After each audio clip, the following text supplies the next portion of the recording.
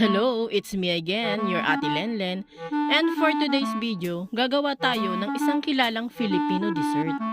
At ito ay ang Maja Blanca. Sa halagang 100 pesos lang, makagagawa ka na nito. At kung first time mong gagawa nito, para sa iyo ang video nito.